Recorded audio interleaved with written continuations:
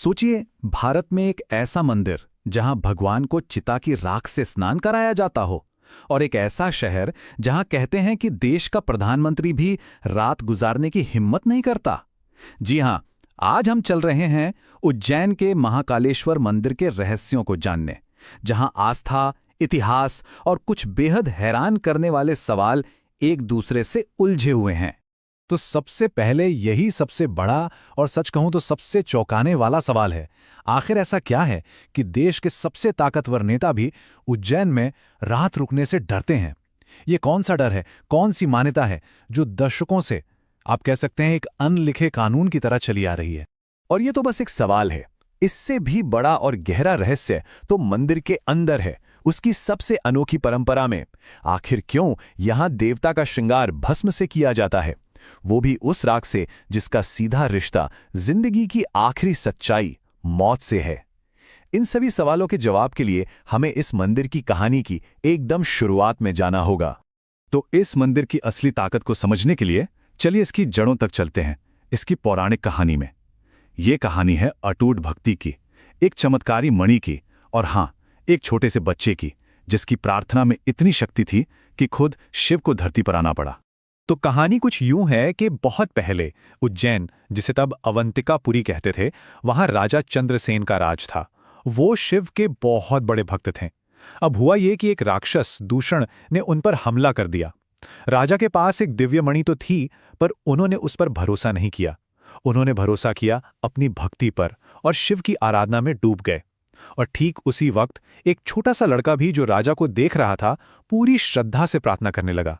बस कहते हैं कि उस बच्चे की सच्ची पुकार सुनकर खुद शिव अपने सबसे शक्तिशाली महाकाल के रूप में धरती से प्रकट हुए और एक ही गर्जना में दूषण और उसकी पूरी सेना को राख कर दिया।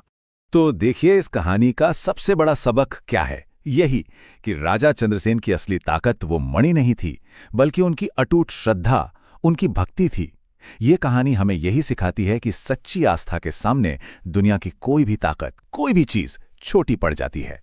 और उसी पौराणिक लड़ाई के अंत से शुरू होती है इस मंदिर की सबसे हैरान करने वाली परंपरा।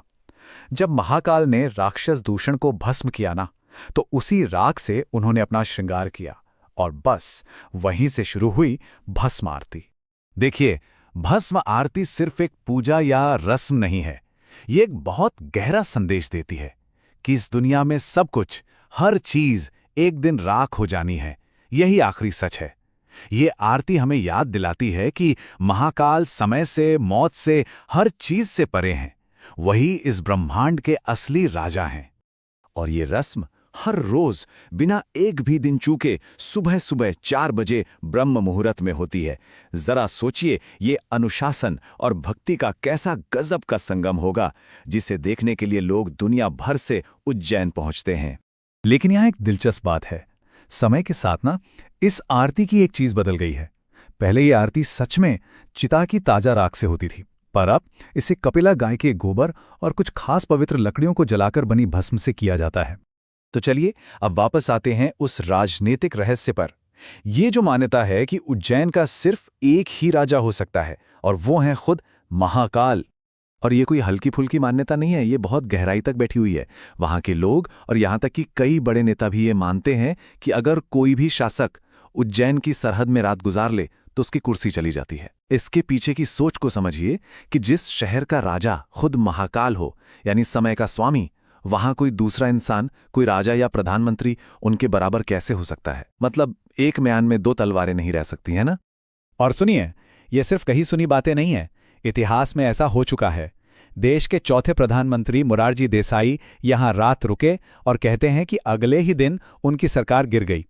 फिर कर्नाटक के मुख्यमंत्री BS येदियुरप्पा, वो भी यहां रात रुके और 20 दिन के अंदर उन्हें इस्तीफा देना पड़ा। हालांकि हाल ही में मध्य प्रदेश के मुख्यमंत्री मोहन यादव ने इस परंपरा को एक तरह से चुनौती दी है। उन्होंने कहा कि मैं तो महाकाल का बेटा हूं और वो यहां रुक सकते हैं। अब देखिए, महाकालेश्वर मंदिर सिर्फ एक पूजा की जगह नहीं है, ये अपने आप में एक पूरी दुनिया है। इसके अंदर कई ऐसे राज हैं जो पहली नजर में तो बिल्कुल पता नहीं चलते। ये इसकी बनावट में ही छुपे हैं। ये मंदिर असल में 3 मंजिलों में बना है, 3 स्तरों में।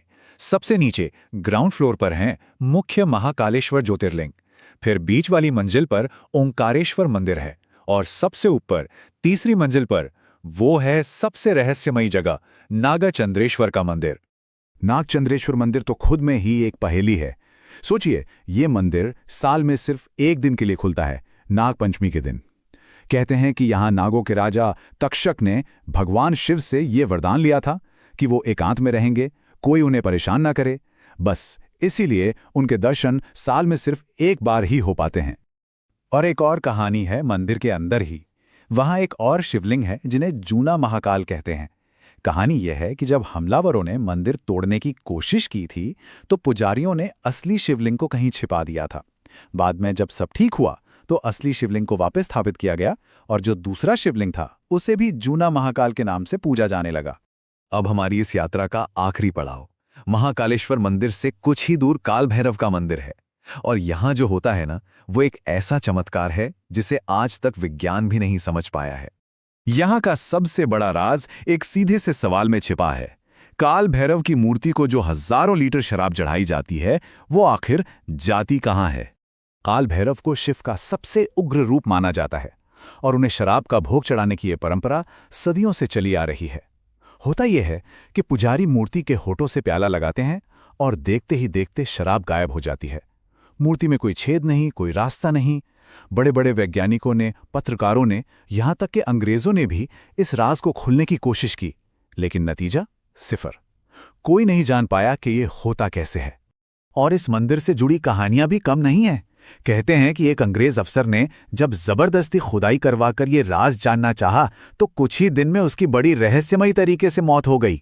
एक और कहानी है औरंगजेब के ज़माने की कि जब उसके सिपाही मंदिर तोड़ने आए तो अचानक कहीं से कुत्तों का एक झुंड आया और उन पर ऐसे हमला किया कि वो सब पागल हो गए।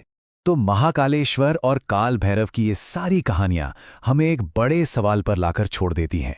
क्या ये सब सिर्फ हमारी गहरी आस्था का कमाल है, या फिर यहाँ वाकई कोई ऐसी शक्ति काम कर रही है जो हमारी आज के विज्ञान की समझ से बिल्कुल परे है? इसका जवाब शायद आस्था और रहस्य के बीच की उस महीन सी रेखा पर ही कहीं मौजूद है।